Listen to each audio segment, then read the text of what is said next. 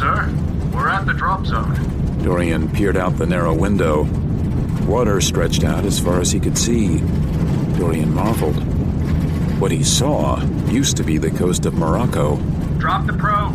He raised the tablet and watched the telemetry on the split screen, which showed a contour of the new seafloor on the right-hand side and a video feed on the left.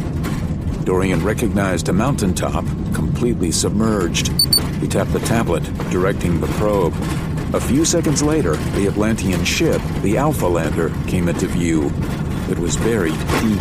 Mark it! Dorian and his 6 soldiers would find the airlock entrance after the dive. Form up for jump! On the next pass, they spilled out of the aircraft, falling to the pitch-black sea at terminal velocity. Their bodies formed into a dart. Their hands held at their sides, oxygen tanks on their backs.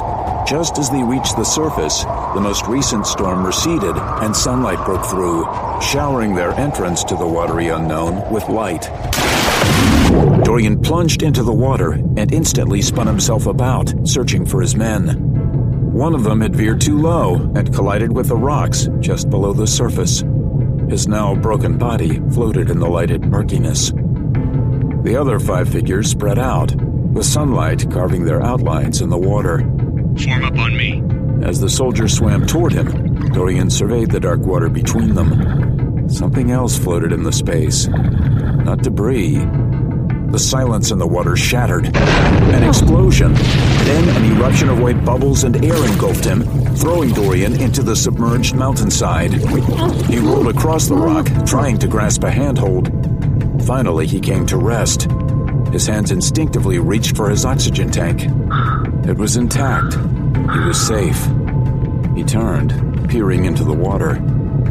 The chaos was clearing. 4 of his men still floated in the abyss. Don't move. I'll guide you around the mines. One by one, Dorian directed his men down through the water, using his vantage point to spot suspected mines. He couldn't afford to lose any more men. When they were safely at the ship below, he followed them, pushing through the water, careful to avoid anything that could be a mine. The darkness slowly consumed every bit of light from above, and the dark shapes that could be mines grew harder to spot. Dorian had only his memory and the narrow beams of light from his helmet to guide them. The airlock control was similar to the portal in Antarctica. It opened for him as he drew close, and he and his men rushed in out of the darkness. The airlock flushed the water out, and Dorian shed his suit and approached the control panel. The green cloud of familiar light emerged. Dorian worked his fingers inside it, and the display flashed. General Ares, access granted. Dorian pulled up a schematic of the ship. It had been badly damaged, either from the nuclear blast Patrick Pierce, Kate Warner's father, had unleashed, or by the mines. Entire sections were decompressed and flooded.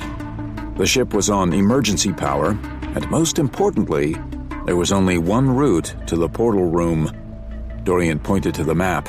Arc 1701D, south entrance. That's our destination. Dorian chambered the first round in his automatic rifle. Shoot to kill.